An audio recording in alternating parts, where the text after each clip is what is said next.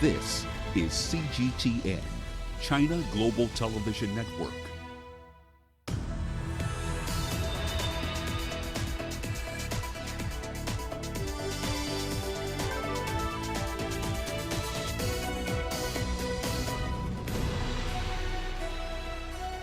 Hello there and welcome to Global Business Africa. We'll be giving you insight into Africa's business and financial markets.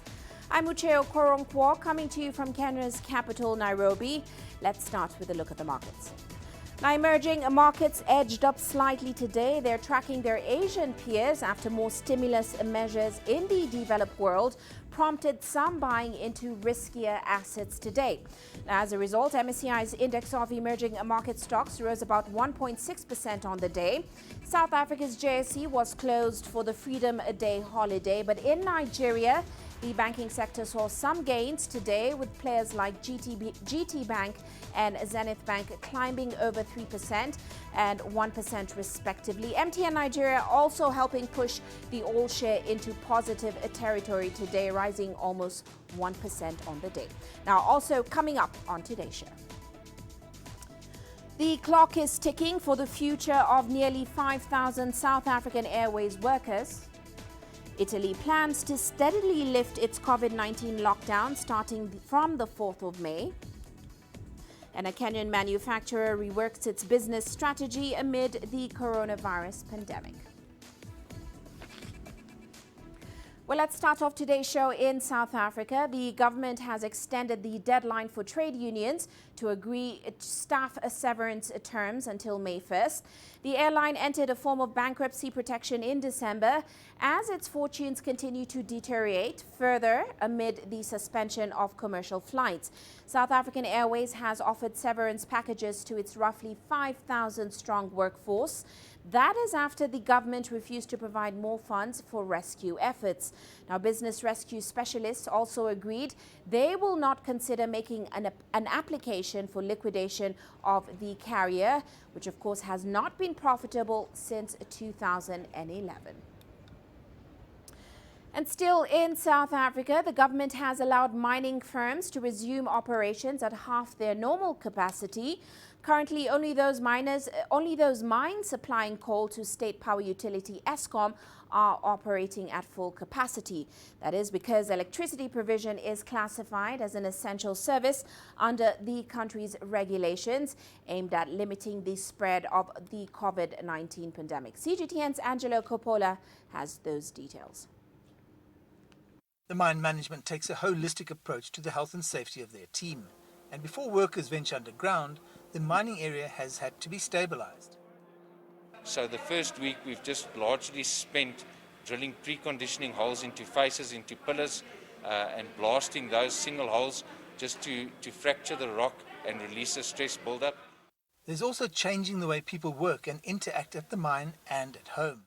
I think our biggest concern is changing the behavior of people. You know, we're so used to standing close to each other, to having interactions, laughing, touching, and we've got to unlearn those behaviors and learn new behaviors of interacting at a distance. If all of us can comply and make sure we protect ourselves, we protect people around us, our families, we should not be scared of it. Very important that when the people get to their own communities and back at home, that they adapt the new ways of doing, adapt the new behaviors, so that we do not import or export the COVID-19. As part of this team approach, the authorities are adamant that unions and management work together closely. The sector has been requested to develop the procedure in consultation with organized labor before work commences at the mine. So far, we are very happy on the progress of restarting the mine of the 50% as the President mentioned. We feel like we are good because we've been monitoring this, and then we've been engaging with management to do this reopening. I believe, and I think that together we are trying our best, because most of us, we do not even know that this time we'll be facing with such a pandemic or situation. It's all about mine health and safety, and if that isn't in place, you're going to have infected workers and production levels will be affected. Never mind the fact that the mine inspector will probably step in and close the operation. I'm Angelo Coppola for CG10 at the South Deep mine.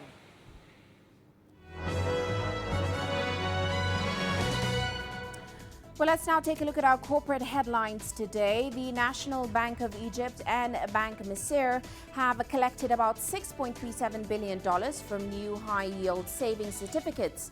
Now, the two state-owned banks began offering the 15% yield certificates on the 22nd of March to maintain cash liquidity in the Egyptian pound. This is as local currencies across the globe come under heavy selling pressure due to the coronavirus pandemic. And the recent historic plunge in oil prices is affecting Nigeria's indigenous crude oil producing firms. As a result, the crisis is believed to pose a threat to lenders in Africa's biggest economy. Independent oil firms account for about 90% of the $8 billion owed to financial institutions. While a portion of those loans were hedged at $50 per barrel, a greater percentage of them were not. Now, experts are saying this could cause some liquidity crisis amongst the banks that helped finance them. Meanwhile, the uncertainties resulting from the COVID-19 pandemic have pushed Rwanda's national carrier to impose stringent measures. Rwanda Air says it will cut the salaries of its lowest paid employees by 8% and by 65% for its top earners in order to prevent losses. Now, the airline flew to 29 destinations across the world before suspending all commercial flights in March. And finally, Airbus has told its over 130,000 employees to brace for potential job cuts in the wake of the coronavirus pandemic. According to an internal memo shared with staff, Airbus says its survival solely depends on immediate action. Now, Airbus is Europe's largest aerospace group. Back in 2019, the company claimed the top spot in plane deliveries, managing a record delivery of 863 aircraft. And that is a look at our corporate headlines.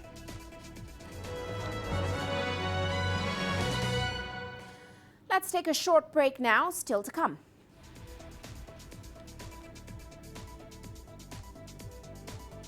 The World Bank expects world remittances to fall by 20%.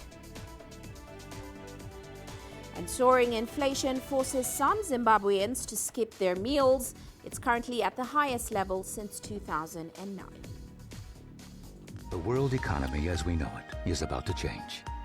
Global business reports highlight emerging markets, developing countries, and dynamic sectors worldwide. We feature top analysts and newsmakers to provide perspectives on every facet of business. From an on-the-ground perspective, we provide you with balanced and objective assessments. Fast, sharp, and insightful. Global Business. Only on CGTN. Every story starts out like this. Okay.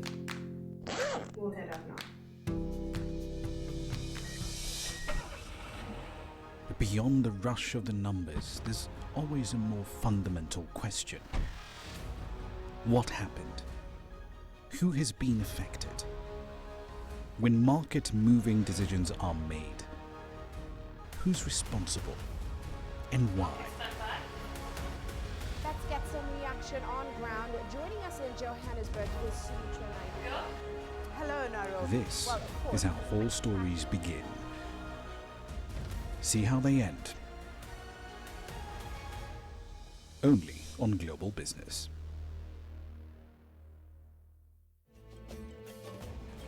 There's more to this place than just glorious landscapes.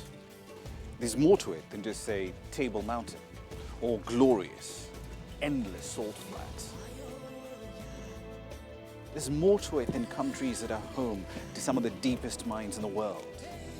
There is so much more to this place, even if it is home to some of the finest diamonds on the planet. It is the sheer diversity of the people who call Southern Africa home and the relentless drive to make it a better place that make it so special. And we know that because this too is home.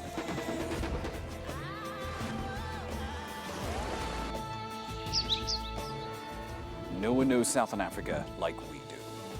CGTN. See the difference.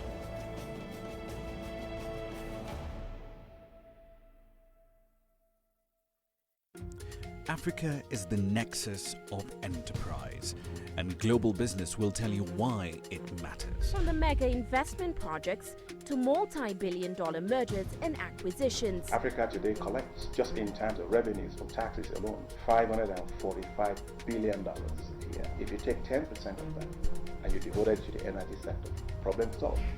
All this on Global Business, weekdays at this time on CGTN.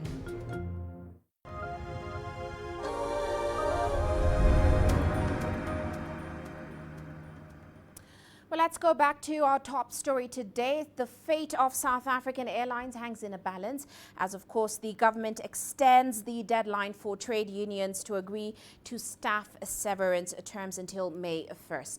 Well, let's take this apart further with Angelo Coppola. He joins us now in Johannesburg. Angelo, always good to have you on the show. Now, last we heard liquidation no longer on the cards. A plan to wind down and let go of its entire workforce has now been suspended, as I just mentioned. The state also maintains it will not be providing more funds to the airline. So is it clear exactly at this point as to what's next for South African Airways? Well, that's part of the problem, Uche. It's a complete mess because we're getting one story from the business restructuring practitioners, and we're getting a separate story from the shareholder. There was a press conference, or should I say, there was a meeting on Saturday. We saw a statement come out where it laid out kind of what you've said right now, and the shareholder unfortunately continues to interfere in the state-owned entity. It's been doing so for several years now, either directly or indirectly, by putting boards in place at the SAA that had no business being there. It does appear from the outside, though, that the shareholder has probably taken over the business rescue process, or that's the appearance we're getting now, and it's undermined the practitioner's work. Its future, of course, is very closely tied to the coronavirus, because that's when travel restrictions will be eased at the end of this process and then eventually lifted. The challenge, of course, is finding the funding to staff those people that are there while the current virus runs its course. So it's a mixed message that we're getting from the practitioners and from the state-owned entity, and of course then you put the union into that as well, Uche. Right. Well, actually, the Minister of Public Enterprises, Pravin Gordhan, he talked about a leadership consultative forum and a leadership compact that was agreed upon between the Bureau of Public Enterprises and unions going forward. Can you take apart for us these two components, and of course tell us about that meeting that was held this past Saturday where this all came out? Well, you see, that compact and that forum were all part of the conversation that was had. At the base and at the core of the issue is whether the business rescue practitioners were actually in the room when this forum was held and when this compact was agreed to. So it appears that they were there for a portion of the time at least. Gordhan has an agreement in place now, we're told, with the business rescue practitioners that they won't initiate any kind of liquidation application, which they had said on Thursday that they would be doing. So they've suspended that. They've also suspended that retrenchment process, that's at Section 189, until Friday, which is the 1st of May. So that gives the unions a little bit of breathing room. We're not sure what it gives the airline or the state or the shareholder or the business rescue practitioners, but that's the plan in place at the moment. There's also now a new shared vision that came out of that compact, and there's some strategic objectives, we understand, between the Department of Public Enterprises and the unions. And the vision, as it's quoted now, is a national asset which is internationally competitive, viable, sustainable, and profitable. Those are all lofty goals that this joint vision aims to achieve. Whether it's going to reach those objectives, or any one of or all four of them, we still have to wait and see. And we have to wait and see what the airline looks like in future. Well, Angelo, what are we hearing from the unions? Because so far we know union leaders, they still seem quite unhappy with the proposals that have been put forward. They even say they may be heading to court soon. So where do they stand, and does it look like this is going to get ugly going forward? Which there's no question it's going to get ugly. We're not sure how ugly it's going to get, but perhaps it's going to get ugly in a different way, because the unions at the airline, that's the Cabin Crew Association, really can't pool their labor, because There aren't that many planes in the air that are carrying passengers at the moment. NUMSA, on the other hand, could have a bigger impact, especially at SAA Technical, because the company's fleet needs to be repaired and maintained, and NUMSA members could very easily down tools there. Other than that, they could, of course, approach the Labour Court and challenge the 189 process or the retrenchment process. But that's a technical process, and it's up to the judge to decide what the decision will be, whether they're going to make it an urgent application or not. But the bottom line is that the unions know the law, they understand the law, they know what their rights are. They haven't been involved, they say, in any of the processes leading up to that Section 189. So it might mean that the business rescue practitioners have to go back to the drawing board and try and entice the unions back to the bargaining table. Well, I guess it's certainly a wait-and-see situation. Many thanks for your insights, Angelo. That's Angelo Coppola joining us in Johannesburg. Well, let's move on now. Remittances sent home by migrants from low and middle income nations are expected to drop by around 20% as, of course, COVID-19 wrecks economic activity. Now, according to a new study by the World Bank, global remittances could tumble by $142 billion this year to $445 billion. That's the sharpest fall in recent history. At the same time, remittances for sub-Saharan Africa are estimated to fall by 23.1% to about $37 billion, with a slight recovery of 4% forecast for 2021. Nigeria, of course, is the biggest target market for remittances in the region, having received about $23.8 billion in 2019. Ghana and Kenya are second and third at $3.5 billion and $2.8 billion, respectively.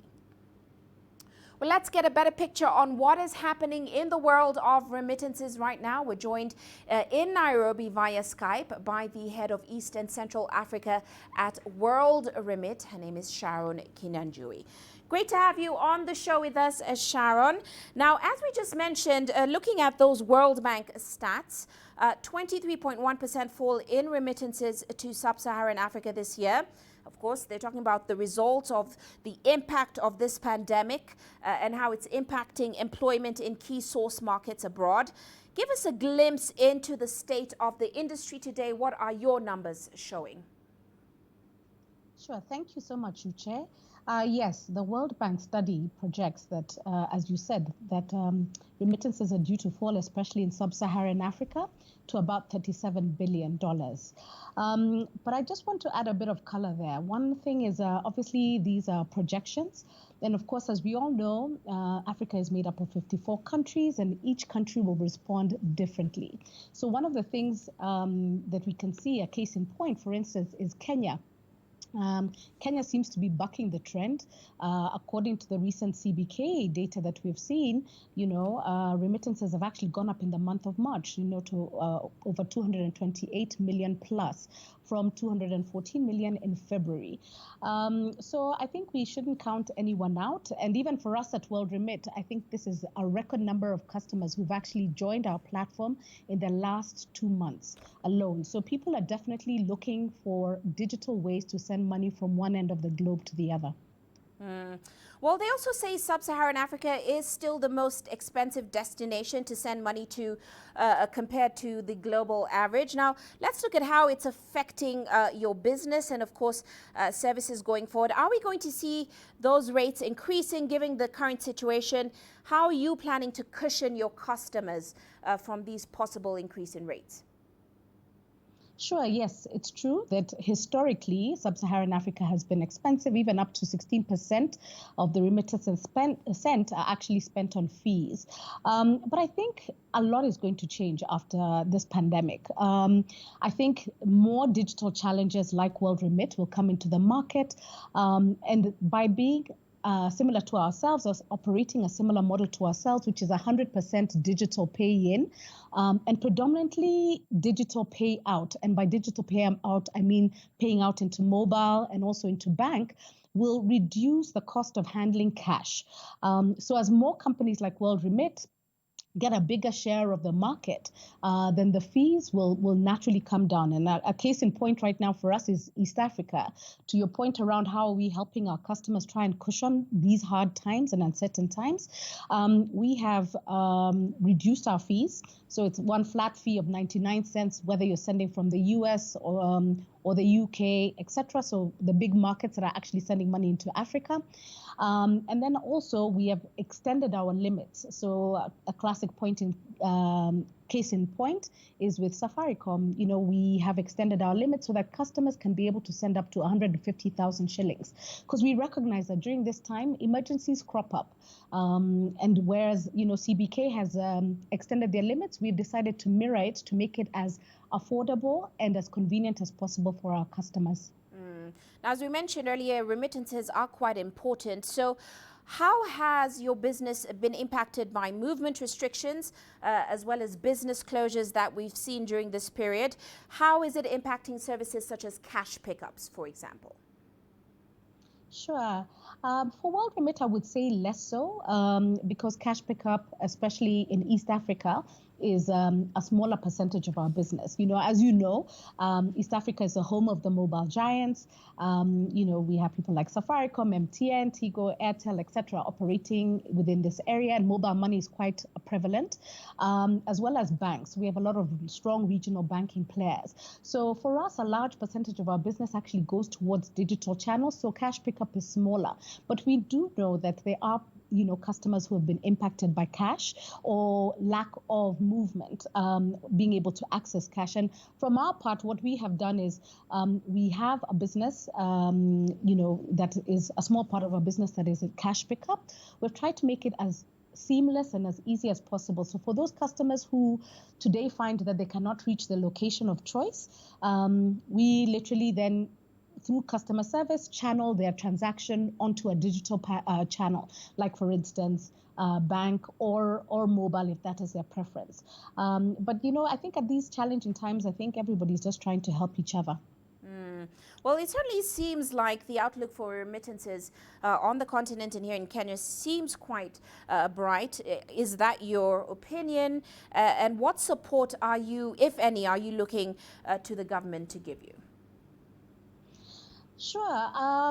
I think let's not belay the fact that obviously this is a global pandemic. So, you know, there will be some impact. And I think that's what the World Bank study is trying to convey, right? But definitely, I think in terms of the Africa scenario, how we see us being able to work alongside government is basically being able to support digital remittances from home. We really want to make sure that we're aligned with what government is trying to do. They're trying to keep people off the streets. They're trying to reduce the contact with cash, because we know COVID can also exist on actual cash money. So we are supporting them by increasing our limits, reducing our fees, and also just trying to push as many of our customers as possible through digital channels, just to make it as safe as possible and do it from the safety of your home. You know, I think the directive from government has definitely been stay at home, and we want to support that by being able to allow customers to access us either on an app or online. And I think a lot of other players are looking at this kind of model as well. Well, we do have to leave it there, but thank you so much for joining us on today's show. That was Sharon Kinyanjui. She is World Remit's head for East and Central Africa. Well, let's move on now to Nigeria. As the coronavirus pandemic continues to wreck economies, the Nigerian banking industry is amongst the worst hit. Now, the industry heavily relies on revenues from oil, but banks are left vulnerable as global oil prices continue to spiral downwards. Here's CGTN's Kelechi Emekelam reporting. Banking activities in the Nigerian capital almost grind to a halt. But for a few skeletal services, the industry is facing one of its worst times in history. Already, a huge chunk of money has left the banks with the central bank's decision to increase the loan-to-deposit ratio to 65% last year in order to improve lending. The problem is exacerbated by the slump in global crude oil prices and a lockdown caused by the coronavirus pandemic. The monetary system, the policies and structure is in circle. Government spends, it flows into the banking sector. The banking sector picks up this fund, disbursed out to businesses and individuals who need them. The businesses and individuals utilize these funds, return savings and interest and all of it back to the banking system, and like that, it circles. But as the situation as it is now, that is stagnant. They also depend on returns from businesses and savings from both businesses and individuals to function.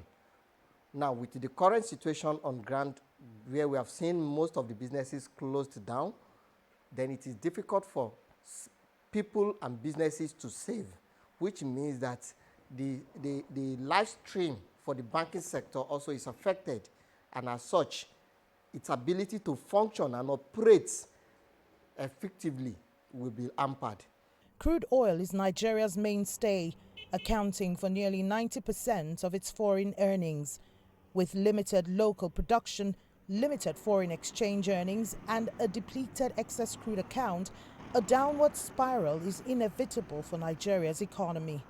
There is no way we can boost the local economy with the current limited foreign exchange earning. And we should also remember the fact that we depend on high importation of consumables, even from China, which constitutes 25% of our imports, which means that will create an artificial inflation. I mean, not even artificial, real-time inflation in Nigeria, because cost of production from where we are importing will be higher or will go up significantly, and then it will affect us locally. By the end of September 2019, the top 5 banks in Nigeria had generated a profit of $1.34 billion, much more than the $1.23 billion achieved the previous year. But without a viable economy, experts envisage a massive decline this year. They advise the way out could be to boost local production and fully diversify Nigeria's oil-dependent economy. Kelechi Amekalam, CGTN Abuja, Nigeria. Now in Zimbabwe, low-income households are being forced to skip some meals and go hungry as they struggle to cope with the rising inflation in the country. Now, inflation there has gone up to 676% in March. That's its highest level since 2009. Here's CGTN's Farai Mwakutuya with the latest.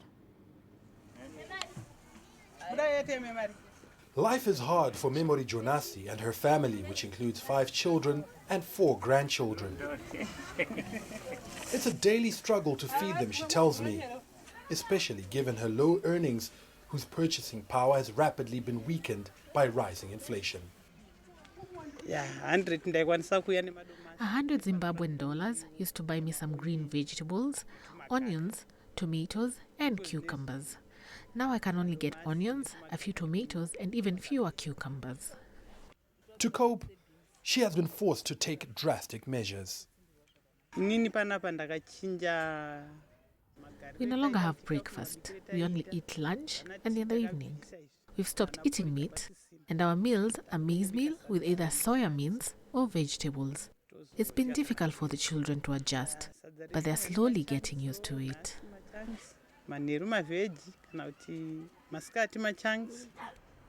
The annual inflation has hit a 10-year high. It's expected to rise even further due to the supply shocks caused by a nationwide lockdown that's halted manufacturing for more than a month. The government has ordered retailers to reduce prices of basic commodities to what they were before March 25th.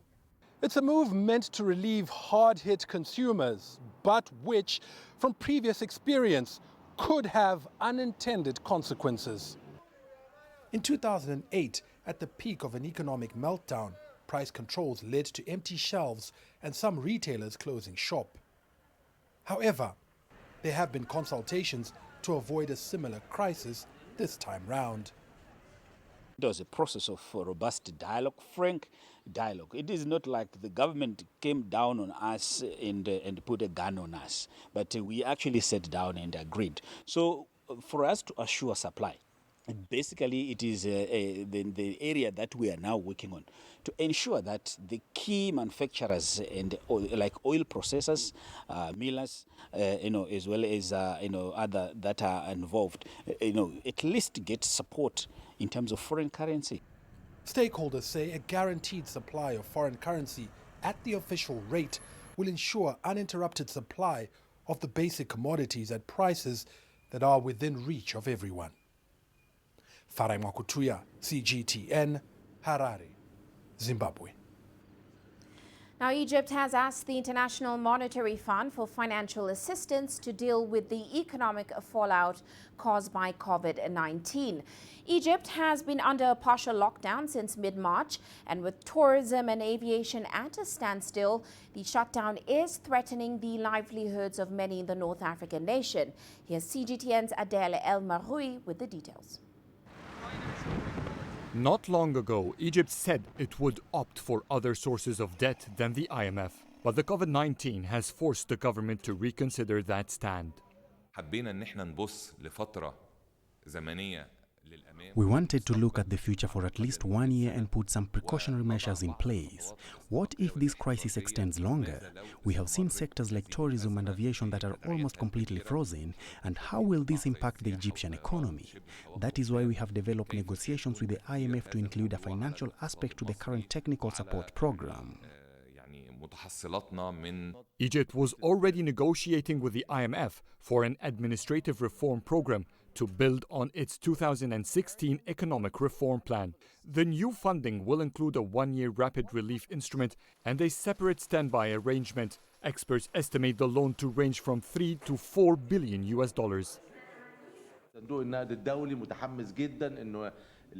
The IMF is excited because there is huge confidence in the Egyptian economy and the Egyptian government because of our reform program.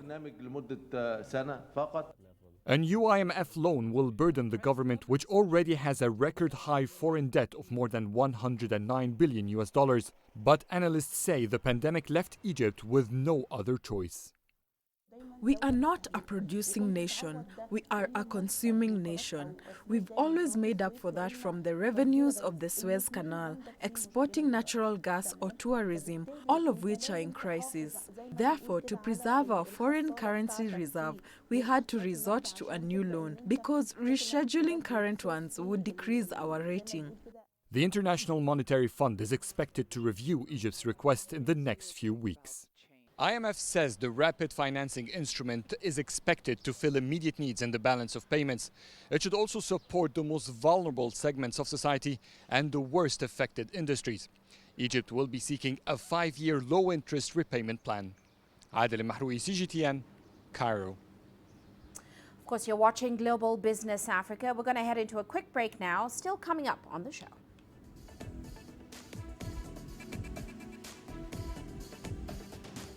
Italy plans to steadily lift its COVID-19 lockdown starting from the 4th of May. And Thailand faces a shortage of staple crops and rising prices amid the coronavirus pandemic.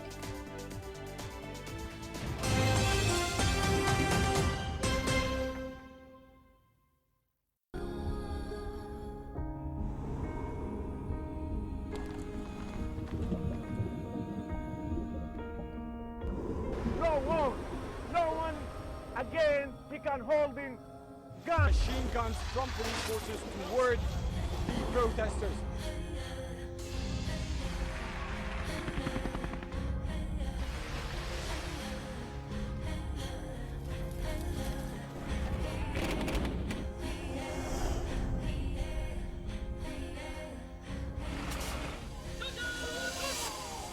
Were you worried about your life at that particular time?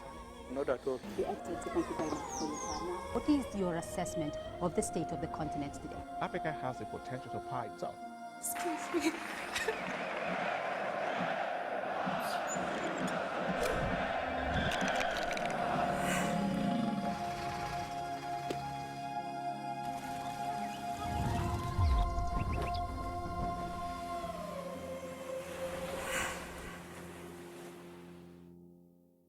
Business in Africa is at a crossroads.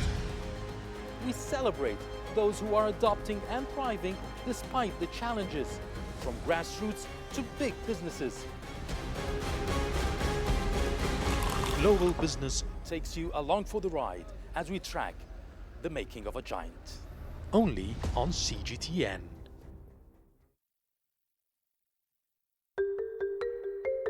How will your world change today? What happens here? What happens there? Or what you make happen for yourself? If it matters to you, it matters to us too. Your stories are the stories that need to be told. Africa Live. Find your voice.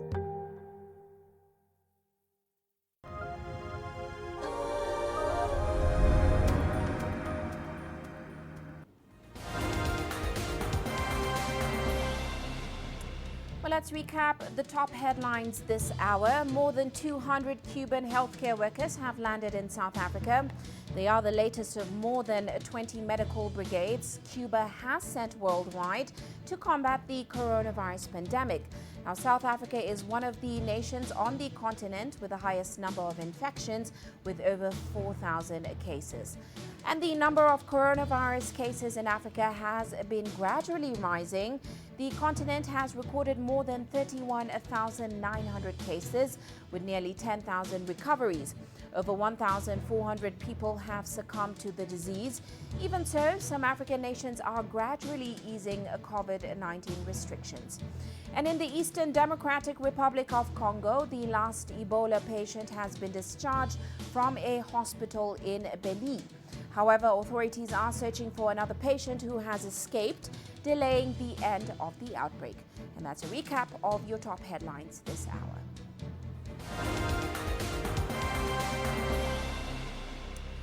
Now, on the international front, Italy has outlined plans to slowly ease the country's 7-week lockdown.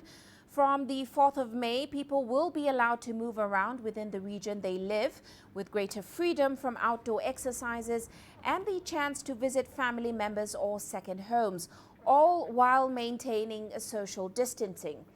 However, Prime Minister Giuseppe Conte says the ban on travel between different regions in the country will remain in place, except for proven reasons of work, health or emergencies. Il 18 maggio abbiamo in programma. On May 18th, we plan to reopen the retail sector. The sector serving manufacturing and construction activities will open on May 4th. From the very beginning on May 4th, wholesale will start, but obviously, a commercial outpouring will be necessary. Therefore, we plan to open retailing on May 18th. Also on May 18th, we plan to reopen with all due precautions museums, exhibitions and libraries, as well as training for team sports. On June 1st, that is the date we would like to open bars, restaurants, cafeterias, beauty salons and massage centers. That is all activities related to self-care. And in Thailand, the lockdown and travel restrictions from COVID-19 mean migrant workers there cannot enter from neighboring nations. This has affected planting and harvesting, causing shortages of staple crops and rising prices.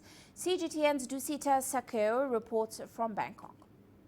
All around the world, empty shelves, panic buying, long queues. Thailand's government has been quick to reassure the public that there will be no food shortage. Agricultural produce and food for domestic consumption will not face a shortage. We are certain about it. Retailers say they are able to replenish, and they have. But behind the scenes, there are signs of strain on the way food is grown, made, and delivered. The issue is not food scarcity, at least not yet. Rather, it's the drastic measures in response to the virus. Less than 1 month ago, Thailand saw a mass exodus of migrant workers, hundreds of thousands returning home. Many of them represent the lifeline of agriculture, with heavy dependence on them from planting to harvesting. In Thailand, many migrant workers in the agriculture industry have gone back home. If these workers can't get back to Thailand because of the situation, after a year, output will decrease dramatically. Agriculture in Thailand is highly competitive, diversified, and specialized. Its exports hugely successful, accounting for almost 10% of GDP, 49% of the total labor force.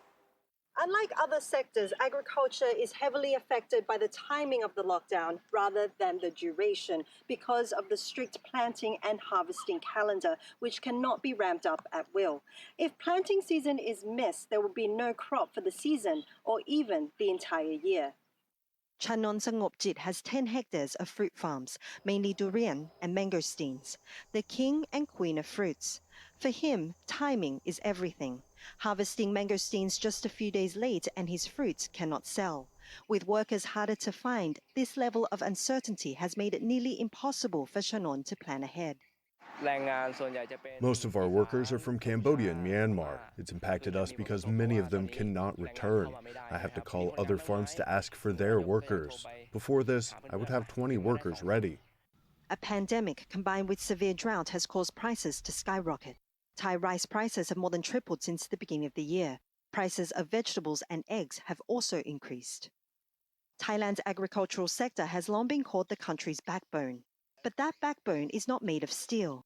Each link of the global food supply chain is under immense pressure. Your next meal depends on the choke points in that chain, where if anything goes wrong, that plate may not look as full. Lucita Saogao, CGTN, Thailand. Now, the coronavirus pandemic has caused economic hardship around the world, but some businesses have learned to change, adapt, and even thrive in these turbulent times. Well, CGTN's Jack Barton visited a traditional market in the South Korean capital, where small stalls dependent on foot traffic have adopted online sales. A traditional market in Seoul, South Korea, where coronavirus lockdowns were avoided and most businesses remain open. That has not stopped the coronavirus pandemic from extracting a heavy economic toll for traders dependent on face-to-face sales from customers staying at home. There's a large decline. Sales dropped a lot. Business is now picking up again, at least for stallholders who have signed up to an online delivery system developed to help traders who normally work offline. Goods are now picked up from stallholders and dropped at people's doors. The Come Visit Our Traditional Market app was a collaboration between a startup and Korean telecoms giant KT, which has been finding creative ways to help soften the blow of social distancing. We did other campaigns, including online YouTube marriage ceremonies and streaming university orientation. The Come Visit Our Traditional Market app is our third campaign. Since the start of the pandemic, there has been a boom here in online shopping, already popular among Korean consumers. There was some panic buying in South Korea in late February and March, but it was online, and deliveries were so efficient the supermarket shelves remained full, and people are only just finding out about it now. Local celebrities like comedian Kim Jong-chul have been streaming awareness campaigns to get stallholders and the general public signed up. It seems to be working. I thank the people who developed this app. It helps a lot. We were scared. What if we get infected when customers are coming? When a vaccine is finally developed and social distancing is eased, the app is likely to remain. Some people may still use the app after the pandemic is over. We will still offer delivery. It's a win-win. Jack Barton, CGTN, at the Suyu Traditional Market in Seoul. Well, let's now take a look at how the first city in the world to go into a lockdown due to the coronavirus pandemic is now rebuilding its economy. This is a 5G base station near Wuhan's famous Yellow Crane Tower. 2 sets of 5G equipment have been added to this base station. The Yellow Crane Tower's automatic ticket selling system and QR code entry system are well functioning as 5G network is deployed. This can meet large-scale tourist entry demand during the Labor Day and the National Day holiday. Wuhan plans this year to increase its number of 5G base stations to 20,000 from 15,000. The robust demand for new infrastructure also has boosted production along the industrial chain. A Wuhan company that produces photoelectronic products and smart equipment has seen its orders surge 40% year-on-year. That's while international orders for its 5G optical module have increased more than 100%. We have been in mass production now so that we can provide our customers plenty of optical modules to enable them to build 5G networks and data centers. The related applications have also been in place as 5G networks become more mature. China Unicom has decided to headquarter its smart education company in Wuhan. The company will provide 5G distance education based on its network, cloud computing, big data, and AI innovation. Such education products at smart schools, virtual labs, and holographic classrooms have been widely used during the coronavirus pandemic. Song Yangtian, CGTN. Well, let's shift focus now. Take a look at how commodity markets performed today. Gold was down today as risk appetite improved on further stimulus and countries considering easing of coronavirus-led restrictions. Now, traders are saying despite this, bullion's losses were limited on worries over a global recession. Oil prices, on the other hand, fell today with Brent crude down over 7%. That's on signs that worldwide oil storage is filling rapidly, and that is raising concerns that production cuts will not be fast enough to fully offset the collapse in demand from the coronavirus pandemic. Oil futures marked their third consecutive week of losses last week. They've fallen for 8 of the past 9, with Brent ending down 24% and West Texas Intermediate off about 7%. Well, let's head into a short break now. Still to come.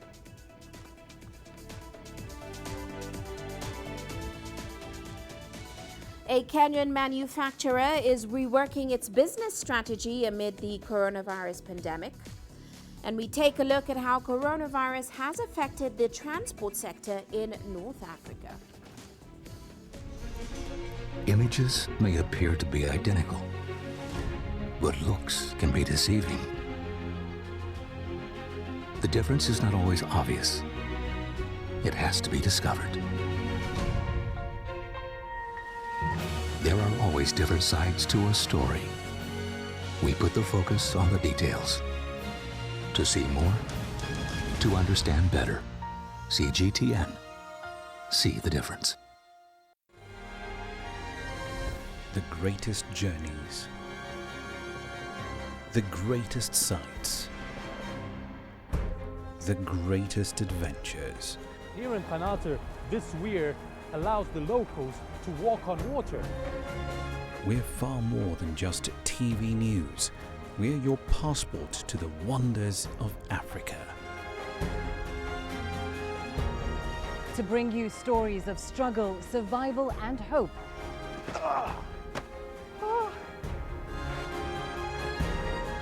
So let's explore.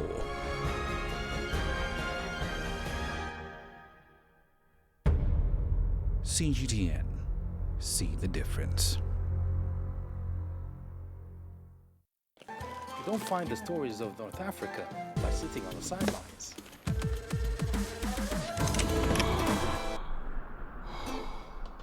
No one else will take you where we can in North Africa. And no one else will show you what it's all about. CGTN, see the difference.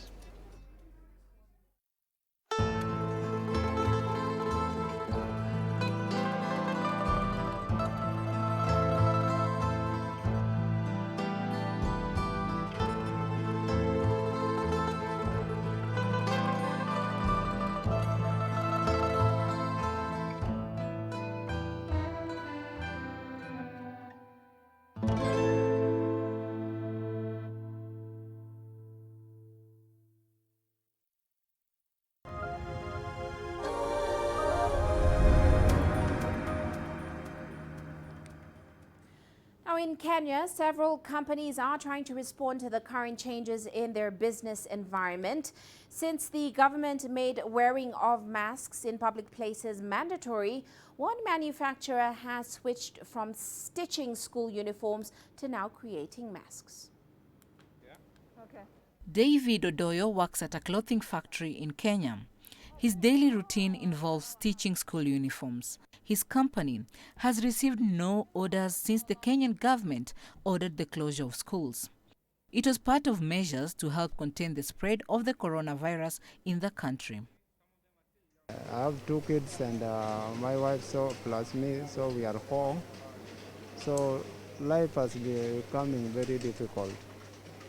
This type of disease has brought many challenges to many families. His employer is now trying to adapt to the current business environment by producing masks for sale. The government of Kenya has made wearing of masks in public places mandatory. This has spurred the local demand for the protective gear in the country. So instead we had to change to masks so that my people can survive and take something home at least for their children. We make on a daily basis about 15,000 reusable cloth masks, and we make about 25,000 surgical masks. Several other companies have also adapted to survive and potentially thrive during this pandemic. We have seen a number of manufacturers retooling and getting into new areas of manufacturing to meet the growing demands and needs in the market. We have over 30, say, people now doing face masks, both cloth and the surgical ones. The list keeps increasing as members see that as an opportunity to invest in. But with a partial lockdown in place, it means movement is restricted. Because now we have a lockdown, a lot of laborers are stuck in their villages. We are working with the current people we have. We currently have 150 people and we have a capacity of 350 people. I cannot get general workers to come in on a casual basis because they have to be trained to run these machines. For now, this situation is unlikely to change. Last week, the government of Kenya extended the lockdown. Taking action now will be crucial for businesses. Chamrono, CGTN. Now, undoubtedly, taxi drivers on ride-hailing apps have taken a hit from the COVID-19 pandemic. In Egypt, a night curfew has led to fewer customers and lower revenues in the sector. And even when the curfew is not in place, some customers have steered clear of taxis for fear of contracting the virus in the public service cabs. Here's CGTN's Adel El Maroui with the reporting. 40-year-old Mohammed Abdullah is driving through the streets of Cairo. His mobile phone is close by, and he's ready to tap it once a request comes on his app. Many ride-hailing app drivers like him have suffered as the pandemic caused changes in how people live and interact. At first, I committed myself to stay at home to support the country. I wanted to help limit the spread of the virus, but the financial impact was terrible. I couldn't bear it. I had to go back to working, and I've observed all personal prevention measures just as the company had instructed us. Mohammed shares his car with other drivers to work 2 12-hour shifts a day, but under the current night curfew, they both split one shift, which has plunged his revenues further. My income has shrunk by more than 50%. I'm also consuming a lot more fuel. I could go to a destination that's far away and not get a passenger heading back to a busy area. So I'll have to drive all the way back and incur that increased cost of fuel. I used to make 3 trips an hour on average. Now, I can only make 1. However, soon after the government allowed commercial activity on weekends, ride-hailing services have started to pick up once again. But business is still not back to normal. Adel Mahroui, CGTN, Cairo. Now, Tunisia's taxi and cab hailing industry is facing pretty much the same thing. Operators in the North African nation say their earnings have dropped by as much as 60%, with some only scraping together a few dollars after long shifts behind the wheel. Here's CGTN's Adnan Ashaushi with their story. Jamel is a taxi driver who's been working in the Greater Tunis district for more than a decade. He says that the general lockdown and the curfew imposed by the state have reduced his daily revenues by over 70%. The damage to the taxi sector is irreplaceable. I wake up early and I go home very late, but there are always just a few clients in the streets. It's not enough to pay the insurance and the car loan. Jamel uses a local application to compensate for the loss. However, he says that drivers have fewer passengers while they face greater risks during the spread of the coronavirus. Using the app is supposed to facilitate our work and save energy, but nothing is guaranteed in this period. Passengers are terrified even though the car is disinfected. I provide free hand sanitizers. This is an extra cost, but I have to adapt until the end of the crisis. Rida is a private sector employee who usually spends up to 30 minutes to arrange for a taxi. Now pickups are available because millions of Tunisians are at home. I can find a taxi on the street or in the app in less than 5 minutes, but it's risky. You know the identity of the driver, but you can't guess who's the previous client, whether he's healthy or infected with coronavirus. The Union of Taxi Drivers has urged the government to take the necessary measures to save the sector, which could be decimated by the COVID-19 crisis. According to the Union of Taxi Drivers, some taxis wait for up to 3 hours for a single passenger. In addition, taxi companies and ride-hailing services can no longer find enough drivers for their fleets because hundreds of taxi drivers, especially old men, are staying at home to prevent infection. Adnan Shawishi, CGTN, Tunis. Well, we'll leave it on that note. But before we go, a quick look at Africa's currencies today. Kenyan shilling held steady, but it was seen easing against end-month dollar demand from the energy and manufacturing sector. Now, traders are saying they have seen demand, especially from the oil and telco firms. Normally, of course, the biggest clients that's closing their books now. And Nigeria's Naira has been hitting new lows on the over-the-counter spot and black market since last month. That's after the central bank adjusted its official rate, implying a 15% devaluation to absorb the impact of an oil price crash, of course, triggered by the coronavirus pandemic. Now, Nigeria's Naira touched about $4.20 per dollar on the black market this week for the first time since 2017. That's 14% weaker than the official market rate. Well, that's it for this edition of Global Business Africa. Remember, you can send your feedback to the contacts on your screen. You can also follow us on our various digital media platforms. From me, Uche Okoronkwo, and the rest of the team, thanks for watching.